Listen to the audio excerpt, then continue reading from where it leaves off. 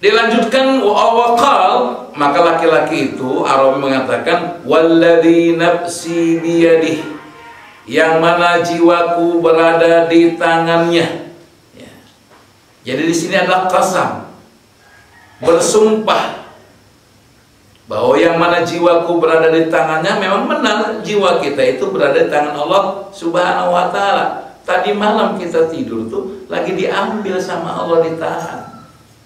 Ada yang kemudian dibalikan ke tubuhnya, ada yang tidak dibalikan. Ya. Makanya kenapa ketika kita mau tidur, ya, Rasulullah menyuruh kepada kita, kita niatkan niat yang terbaik. Kalau pada malam hari itu kita wafat, kita meninggal dunia, maka kita meninggal dunia dalam keadaan yang terbaik. Di antara yang diajarkan Rasulullah adalah bagaimana kita memohon asy-syahadah, yaitu mati sebagai seorang syuhada. Minta sama Allah. Karena memang sekarang belum ada kewajiban kita untuk mengangkat senjata melawan musuh-musuh Islam.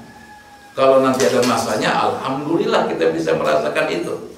Tapi memang tidak semua orang mampu melaksanakan, karena memang perjuangan mengangkat senjata melawan musuh dalam jihad fisabilillah itu berat. Karena dia akan mengorbankan jiwanya, dia akan meninggalkan keluarganya, dan banyak hal lainnya. Kalau imannya tidak kuat, maka susah. Bahkan alhamdulillah di zaman Rasulullah dalam perang Uhud itu kan, dari 1000 pasukan yang berangkat, 300 kabur, berbalik badan. Gara-gara apa? Gara-gara gak punya iman kepada Allah. Karena orang-orang munafik yang keluar dari barisan Islam ketika itu. Maka walladzi nafsi biyadi, ini juga mengandung makna bahwa saya berjanji. Jadi sumpah dia ini adalah sumpah berjanji. Apa janjinya? La azidu ala hadza say'an abada.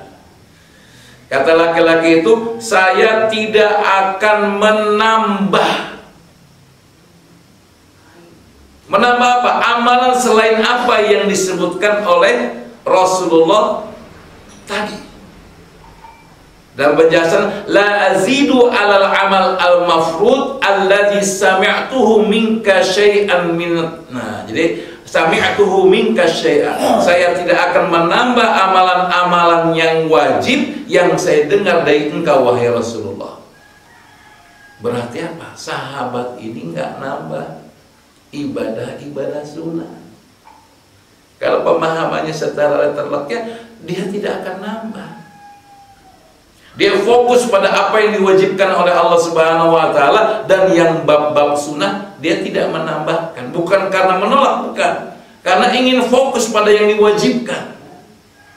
Makanya kan Rasul mengatakan bahwa nanti pada hari kiamat, ketika kita dibangkitkan oleh Allah, ketika kita mulai dihisab, maka yang pertama kali dihisab adalah sholat kita.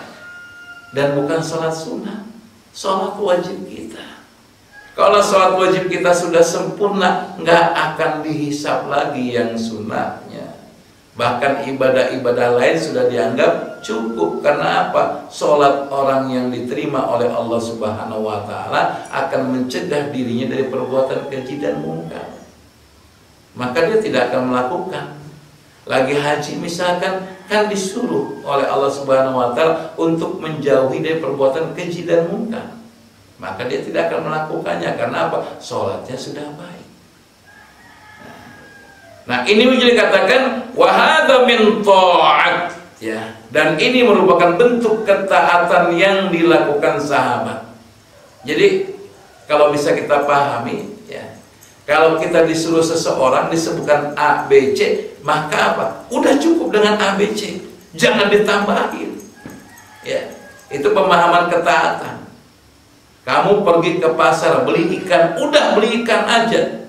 Jangan nambah beli ini, beli ini, beli ini. Nah, biasa ibu-ibu lain ya. Makanya kalau saya sama istri itu, catat yang mau dibeli. Tapi tetap aja catat yang dibeli, akhirnya dibeli juga yang lainnya. Ya karena emang lain laki-laki dan perempuan. Ya. Nah, ini bentuk ketaatan. Laki-laki ini mengatakan, saya akan laksanakan apa yang kau perintahkan ya Rasulullah, sebagai bentuk ketaatan, tidak menambah. Dalam riwayat Muslim ada riwayat yang dikatakan wala angkus minhu, dan saya tidak akan kurang daripada apa yang kau katakan wahai Rasulullah. Ya. Kemudian disebutkan falamma walla, ya, ketika laki itu pergi meninggalkan ya Rasulullah SAW, ya. Jadi selesai dia punya hajat pada Rasulullah, maka dia berpaling dari Rasulullah, kembali keluar, ya, kembali ke daerahnya. Qala Nabi sallallahu alaihi wasallam, Rasulullah bersabda, man sarrahu ayyanzura ila rajulin min ahli jannah, barang siapa yang ingin menyaksikan seseorang ahli surga.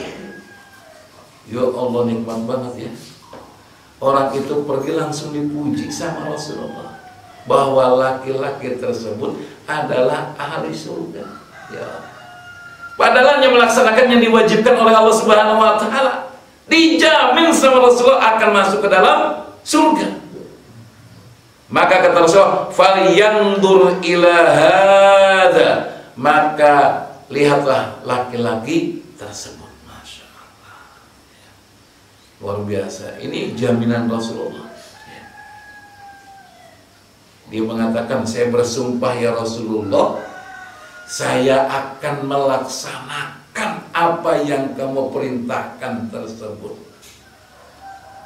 Saya tidak akan tambah, tidak akan saya kurangi. Tuh, luar biasanya. Maka dijelaskan, ai falyanzur ila hadzal a'rabi fa innahu min ahli jannah. Maka perhatikanlah terhadap laki-laki Badui tersebut, sesungguhnya dia adalah ahli surga. Inda wa ma'ala fi'li ma amartu, ketika dia istiqamah, continue dalam melaksanakan apa yang aku perintahkan. Kemudian dalam sebuah hadis lain dikatakan, liqaulihi fi hadisi Abi Ayyub radhiyallahu anhu kama fi Muslim, intamassak bima amara bihi dakhalal jannah. Kalau dia memegang teguh apa yang tadi diperintahkan kepadanya, maka dia akan masuk ke dalam surga. Terakhir adalah kalimat wahasilah anna hadzal hadis yadullu ala man ada maftaradallahu alaihi minas salawatil khams wassaum Ramadan wa al-zakah ma istinab al-muharramat istahaqqa dukhul al-jannah wan najah minan nar. Kata pengarang dikatakan bahwa dari hadis ini bisa disimpulkan bahwa barang siapa yang melaksanakan apa-apa yang diwajibkan Allah kepadanya dari sholat 5 waktu, puasa Ramadan, mengeluarkan zakat, dan menjauhi apa-apa yang diharamkan oleh Allah Subhanahu wa taala, maka orang tersebut berhak untuk masuk ke dalam surga dan selamat daripada api neraka. Jadi kalau memang kita nggak sanggup yang sunnah-sunnah, ya udah fokus aja deh. Yang diwajibkan Allah udah.